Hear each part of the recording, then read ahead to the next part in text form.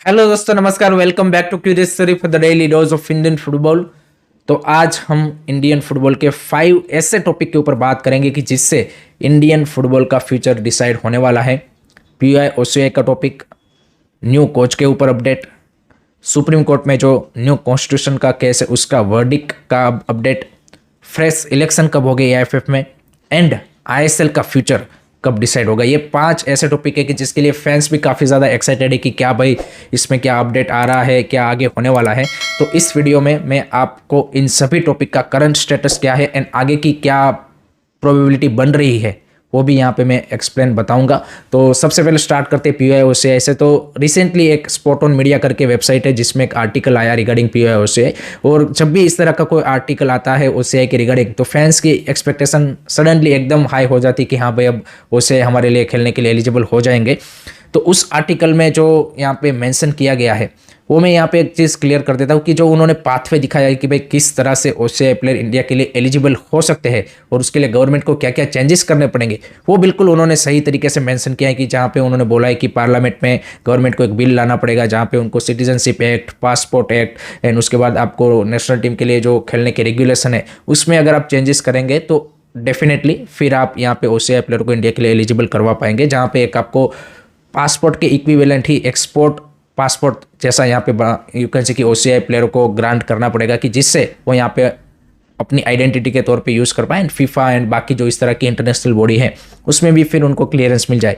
तो वो यहाँ पे उन्होंने सही मेंशन किया है। एक और चीज़ उन्होंने मेंशन की है कि भाई अल्जीरिया या फिर तुर्की ने जो रास्ता अपनाया है डायस्पोरा प्लेयरों को या फिर ओसीआई प्लेयरों को एलिजिबल करवाने के लिए, उस तरह का रास्ता इंडिया भी अपना सकता है। तो ये बिल्कुल सारी चीज़ें वो सही है, लेकिन एक चीज़ यहाँ पे मैं ये मेंशन कर दूँ कि ये सिर्फ उन्होंने एक ही वेबसाइट ने ये मेंशन किया है। अब ये कितना ट्रस्टेड वेबसाइट है वी डोंट नो, यहाँ पे सबसे पहली चीज़ ये। दूसरी चीज़ कि बाकी किसी भी ट्रस्टेड मीडिया हाउस या फिर किसी ने भी ट्रस्टेड सोर्स ने ओसीआई के बारे में गवर्नमेंट ऐसा सोच रही है या फिर इस तरह का बिल जो ये पार्लियामेंट सेशन अभी होने वाला है उसमें लाने वाली है उसका भी और किसी ने मेंशन नहीं किया है। सो वहाँ पे थोड़ा सा हमें वेट एंड वॉच करना पड़ेगा। तीसरी चीज़ कि भाई कल से मंडे से मॉनसून पार्लियामेंट सेशन स्टार्ट हो रहा है जो कि पहले 20 दिन का होने वाला था, लेकिन गवर्नमेंट ने उसको एक्सटेंड करके अब 30 दिन यानी कि 1 महीने का कर दिया है। एंड जो सोर्सेज से खबर आ रही है ट्रस्टेड सोर्सेज से वो ये है कि भाई गवर्नमेंट काफ़ी सारे इंपॉर्टेंट बिल इस मॉनसून सेशन में यहाँ पे इंट्रोड्यूस करने वाली है। And as we all know कि न्यू स्पोर्ट गवर्नेंस बिल भी आने वाला है, बट ये ओसीआई बिल उससे सेपरेट होगा। ऐसा नहीं होगा कि वो जो न्यू स्पोर्ट गवर्नेंस बिल है उसमें ये ओसीआई वाला टॉपिक होगा, ऐसे नहीं होगा। इसके लिए आपको एक सेपरेट बिल लाना पड़ेगा, बट अभी ये कंफर्म नहीं है कि भाई इस तरह का कोई बिल यहाँ पे पार्लियामेंट के मॉनसून सेशन में आने वाला है। अगर आएगा देन डेफिनेटली भाई ओसीआई का जो रास्ता है वो इंडिया के लिए खोलने का चांसेस या फिर प्रोबेबिलिटी यहाँ पे बढ़ जाएगी। एंड फिर आगे हम ये यहाँ पे एक्सपेक्टेशन कर सकते हैं कि हाँ भाई फाइनली ओसीआई हमारे लिए एलिजिबल हो जाएंगे। तो ये करंट स्टेटस है ओसीआई प्लेयरों की रिगार्डिंग और रिसेंटली जो आर्टिकल चल रहा है उसके बारे में। तो थोड़ा सा हमें यहाँ पे वेट करना पड़ेगा। एंड जैसे मैंने बताया कि भाई उसमें जो उन्होंने रास्ता बताया वो सही है कि गवर्नमेंट के थ्रू ही ये पॉसिबल है, बाकी और किसी तरीके से ये यहाँ पे पॉसिबल नहीं है। तो ये हो गया पहला आपका टॉपिक।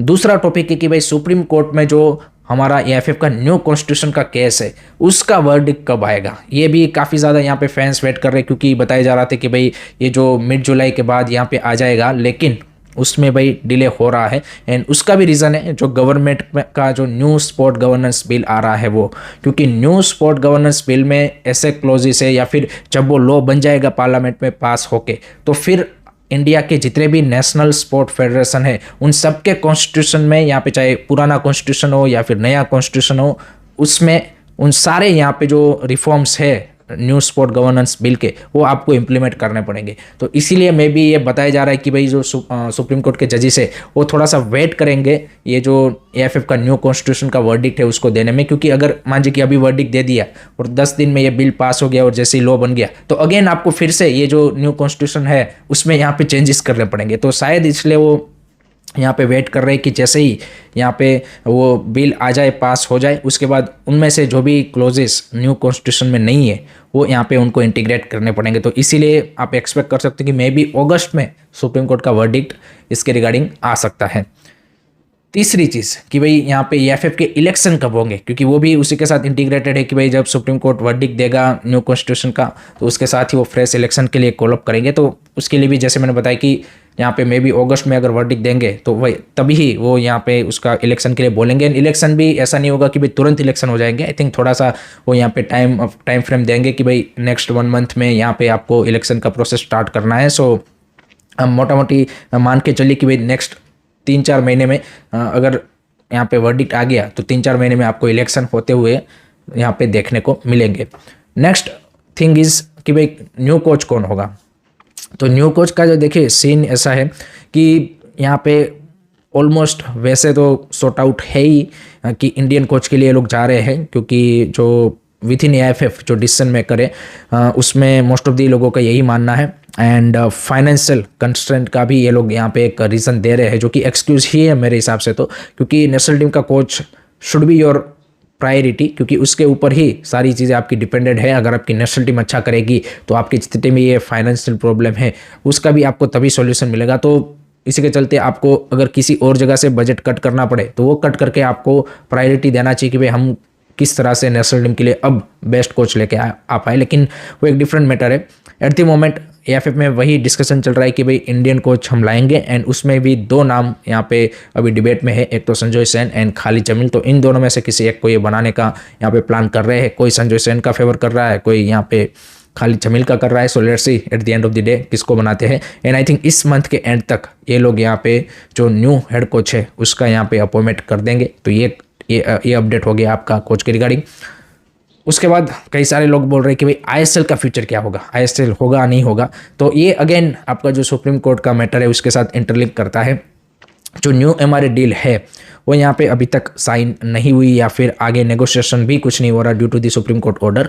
तो अब सुप्रीम कोर्ट जब तक वर्डिक्ट नहीं दे देता तब तक वेट करना पड़ेगा, या फिर कल मंडे को AIFF, ISL क्लब्स या फिर FSDL या फिर तीनों मिलके सुप्रीम कोर्ट में एक प्ली डाल सकते हैं, या फिर रिक्वेस्ट कर सकते हैं कि आपको वर्डिक्ट जब देना हो तब दीजिए, कोई दिक्कत नहीं है, लेकिन एटलीस्ट हमें इस MRA के ऊपर नेगोशिएशन का परमिशन दीजिए, क्योंकि इससे नॉट ओनली ISL अफेक्ट हो रहा है बट पूरा जो हमारा इंडियन फुटबॉल का इकोसिस्टम या फिर नेक्स्ट सीजन है और बाकी सारे जो टूर्नामेंट है वो भी इसके ऊपर ही डिपेंडेंट है। और यहाँ से अगर डील नहीं बनती है तो जो है वो हम आगे यहाँ पे बाकी टूर्नामेंट ऑर्गेनाइज नहीं कर पाएंगे, एंड 5000 लोगों का जो रोजी रोटी है वो भी इसके ऊपर डिपेंडेंट है। तो इस तरह की अगर यहाँ पे प्ली इन तीनों में से कोई डालता है सुप्रीम कोर्ट में, then maybe supreme court allow कर दे कि भाई आप सिर्फ यही एक मैटर के ऊपर नेगोशिएशन कर सकते हो, बाकी कोई बड़े डिसीजन नहीं ले सकते। तो ये यहाँ पे अगर होता है देन मे बी MRA के डिस्कशन आगे बढ़ेंगे, एंड मे बी आपको अगस्त एंड तक या फिर तब तक यहाँ पे कोई यू कैन से कि फाइनल डिफाइनेट सॉल्यूशन मिलेगा, एंड फिर आगे चीज़ें यहाँ पे आपकी अक्टूबर नवंबर दिसंबर तक ISL की यहाँ पे होती हुई दिखेगी। अदरवाइज अगर सुप्रीम कोर्ट के वर्डिक्ट के ऊपर ही ये लोग रिलाई करेंगे तो चीज़ें और ज़्यादा डिले होगी, एंड देन मे बी हमें दिसंबर जनवरी तक यहाँ पे वेट करना पड़ सकता है regarding the new season of ISL। तो ये करंट स्टेटस है ISL का फ्यूचर का। एंड दूसरी साइड प्लेयर्स भाई काफ़ी ज़्यादा पैनिक मोड में है। देखिए फॉरेनर्स एंड कोचिस जो है ISL में वो तो डेफिनेटली नेक्स्ट 10-15 डेज में आपको कई सारे खबर आएंगे कि भाई एक के बाद एक लीव करेंगे। जैसे अभी खबर आया कि भाई कॉनर शील्ड जो है वो यहाँ पे उसके लिए 2 ISL क्लब इंटरेस्टेड थे, बट दोनों के साथ उनका डील नहीं बन पाया क्योंकि ISL की अनसर्टेनिटी थी। तो उसने यहाँ पे आसियान का जो कोई लीग है थाईलैंड या फिर इस तरह का लीग उसमें जाने का उन्होंने प्लान बनाया। तो भाई फॉरेन प्लेयर्स वेट नहीं करेंगे, वो तो यहाँ पे कंटिन्यूटी चाहेंगे, वो तो जहाँ पे लीग हो रही है वहाँ पे ही अपने आप को शिफ्ट करेंगे। केरला ब्लास्टर का भी हमने एग्जांपल देखा है, एसओ सेमिनियस का। तो कई सारे और भी प्लेयर्स जैसे ही यहाँ पे अगस्त मंथ स्टार्ट होगा, जैसे ही कई सारे क्लब सोच रहे हैं कि भाई हम सैलरी देना स्टॉप करेंगे, तो foreigners and foreign coaches and players वो सबसे पहले लीव करेंगे। Indian players will wait, Indian players रुकेंगे एंड वेट करेंगे कि क्या हो रहा है। एंड अगर ISL नहीं होगा तो मे बी वो आई लीग में स्विच हो जाएंगे, और आई लीग भी अगर डिले हो गया तो फिर वो लोकल टूर्नामेंट खेलते रहेंगे। यही यहाँ पे सिनेरियो होगा। काफ़ी कम प्लेयर होंगे कि जो यहाँ पे आउटसाइड जाएंगे इंडिया, एंड काफ़ी कम प्लेयर को भी ऑफर भी आएगा आउटसाइड इंडिया जाने का।